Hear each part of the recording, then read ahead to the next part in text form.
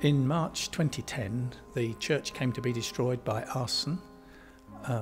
People gained entry through a window and they set the building alight. They lit the organ, the font and several other places in the church. They lit the Royal Naval Association standard and used it to light the altar frontal box, and that's what really did the total devastation of the building.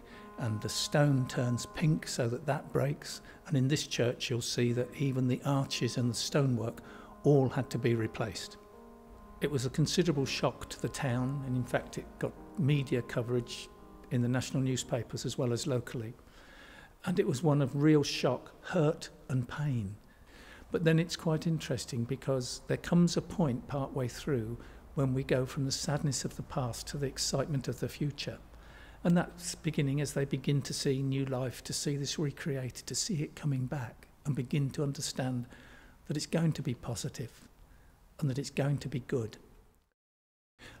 We had Shona Mackay of Archimage. She's a gifted architect and we were very lucky. And she very quickly gathered together a team of experts for all the different types of work that needed to be done, and that's where we were very fortunate. Luke Hughes obviously have a national, international reputation for quality furniture. We wanted something that showed craftsmanship, had quality, but matched the building, and all those things are achieved with the design of Luke Hughes furniture.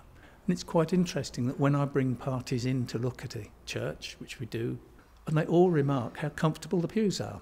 Once Shona had made that decision that Luke Hughes was to design the furniture to match the building, and they would monitor the quality of the work all the way through and installing it, that was where we went.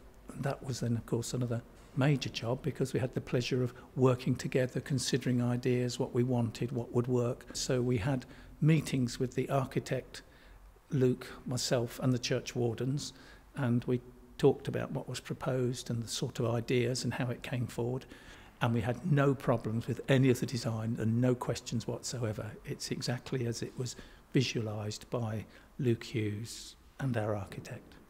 But we were also wanting it to have a traditional look. We wanted it also to feel right for the generation. But one of the briefs is that we've made it a church which can be used by the community in the generations to come. And therefore all the furniture had to be movable.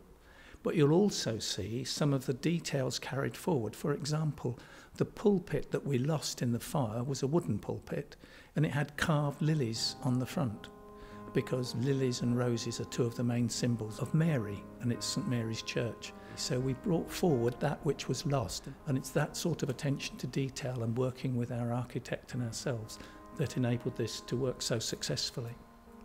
With March, the bypass is but 100 yards away, and eventually, it won't be in my lifetime, but the community will grow out this way. And then they will have a purpose-built community facility as well as a church. Everybody's worked together, and you just see the sheer beauty of the craftsmanship, whether it's carpenter joiners, plasterers, decorators, and in fact, over 200 craftsmen and women have worked on this project. The church itself has not just looked inwardly to itself, it's looked out into the community. It's not at all unusual. You open the doors and people come in and stand at the back and they're lost for words. They just stand and look and take it in.